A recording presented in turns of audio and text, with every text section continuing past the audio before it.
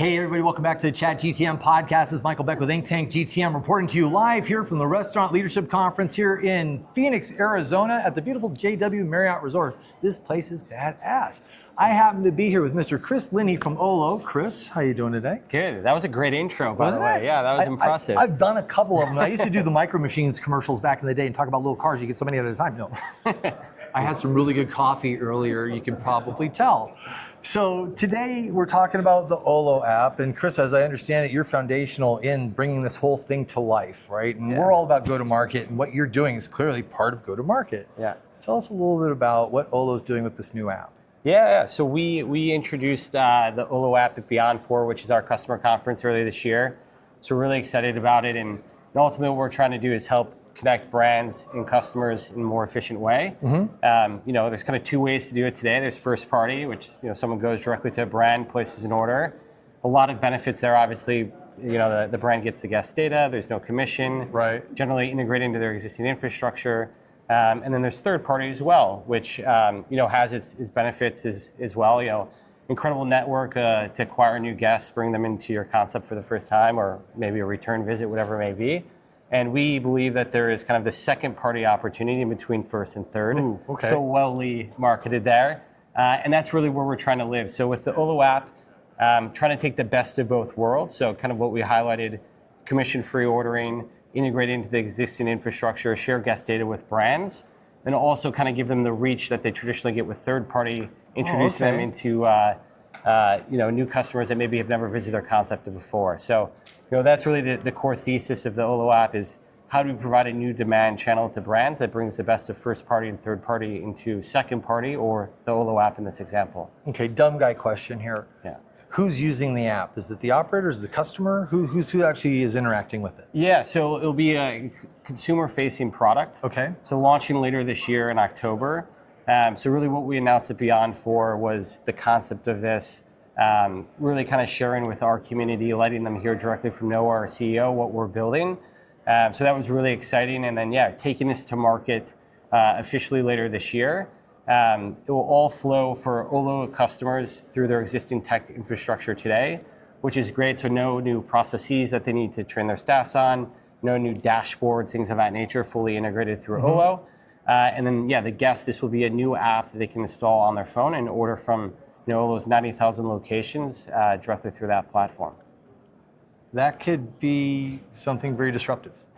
Could be, right? I mean, there's other companies that you're working with today in the ecosystem, right? How's that play? Yeah, we really look at it as not an either or, but an and. We don't believe that a brand should change their first party strategy or their third party strategy. We really view this as a new channel for them. And so, the conversations that we've been having with our brand partners is, whatever you feel is right for your business from a first party and third party perspective, continue to do that.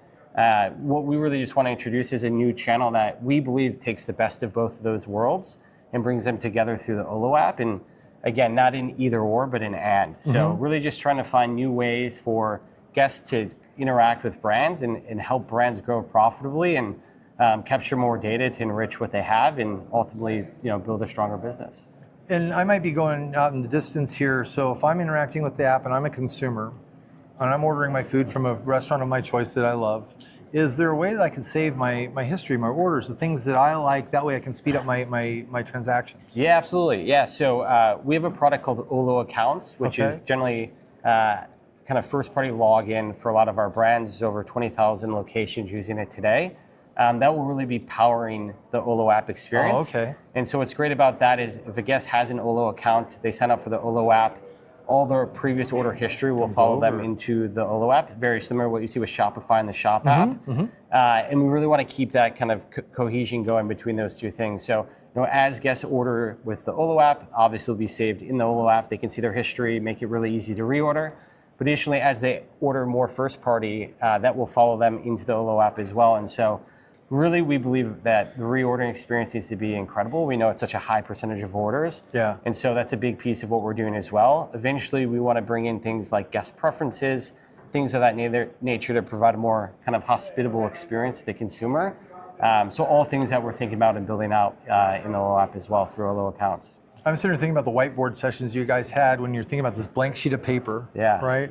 What were the big ideas that were sparking in the room at the time? What did you really like? What are we trying to solve, and how are we going to do it? Yeah, I mean, a lot of what we've talked about so far is just like the commercial side of things, access to guest data, all of that obviously extremely important. But I think one of the big kind of product features that you'll see in the Olo app is this concept of a vendor relationship management. And so, today traditionally, third-party marketplaces in particular, you open them, it's driven by an algorithm, which is great, nothing wrong with that. But we actually want to take a different approach to that. And Doc Searles is this gentleman that introduced this concept of vendor relationship management. And the easiest way to explain it today is if you have the ESPN app on your phone, you'll follow your favorite local teams. So for me, it's the Cubs, it's the Bears, it's the Blackhawks. He's not from Chicago. Exactly. and I get notifications about those teams, but I don't have to get notifications about the NFL and the Cleveland Browns, for instance. The things you don't care about. Exactly. Yeah. And so with the Olo app, when you open it, you'll actually follow 3 or more of your favorite brands during the onboarding process. Those brands will be pinned to your home screen. Okay. Every time you open up the app, you'll see those brands. And we think that's something that's a bit different than traditionally what is seen kind of in marketplaces. And obviously doesn't exist in first party because it's a one-to-one relationship. Yeah. So that's a big difference from a product perspective that we're excited to bring to market and kind of show off to consumers as well as brands. So Olo made the switch to being a publicly traded company not too long ago. Yep.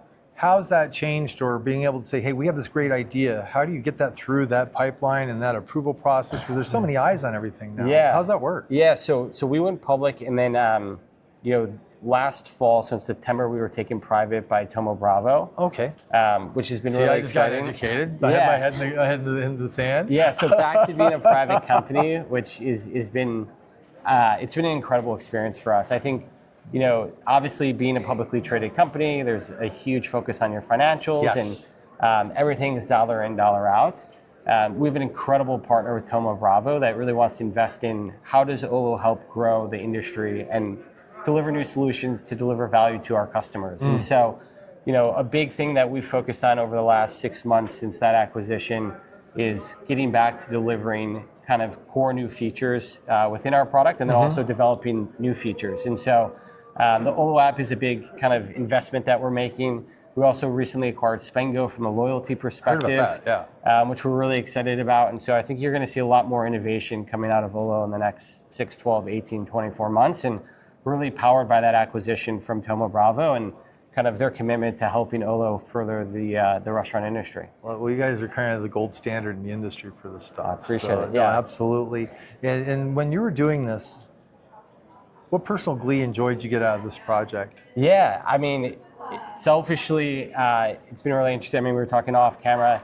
I've been in restaurant tech basically my whole career. So kind of started on the marketplace side, worked at a company called Ritual. We were a takeout marketplace platform. I then founded and operated 5 kind of all-day cafes in Toronto, and then joined Olo on the SaaS side of things. And so I've kind of seen all 3 different perspectives. And I think for me... Well, that makes you well-rounded. Yeah, exactly. And so for me, I think it's bringing those kind of culmination of experiences together into this opportunity and really trying to figure out how do you weave those 3 things together. One, being a marketplace side of things, there is a discovery element, a convenience element that the consumer really wants. But I think there's a way to do it kind of in a first-party, more friendly environment. And then also thinking about the operator and what's best for them and how things all need to come together to deliver value. So for me, it's been really exciting to kind of puzzle my previous experiences together into this opportunity. So that's something that I've been personally excited about. I think also, selfishly, aside from me, I think, there's so much change in the industry today. And I just think, digital obviously saw a huge rise throughout COVID and the pandemic and exiting the pandemic now and kind of into this new world. I think it's time to reevaluate kind of what digital looks like and bring new experiences to both the consumer and to the restaurants. And so, I think that's something that we're really passionate about is kind of looking at what does the world look like in 2026 and then 27 and onwards.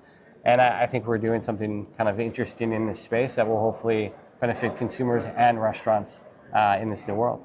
Very cool. Well, last question. Bust a myth for me about Olo. A myth. Yeah.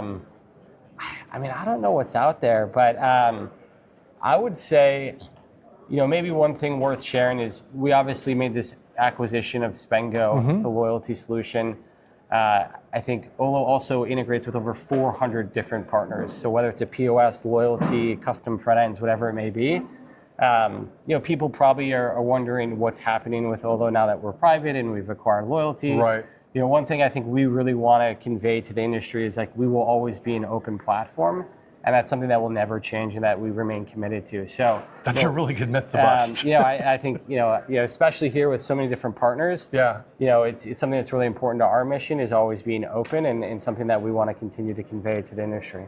I love it. It sounds like you're mirroring your founder's vision. It's just when I talk to Noah, I get this feeling that we want to work with you, want to work with people and keep the businesses all talking, everybody doing the best they can together. Yeah, exactly. So no, this is awesome, Chris. Thank you so much. Thank you so much. Really appreciate you having me. So everybody, this has been Chris Linney with Olo. If you have any questions, is it olo.com.ai? What's the website? Yeah, .com.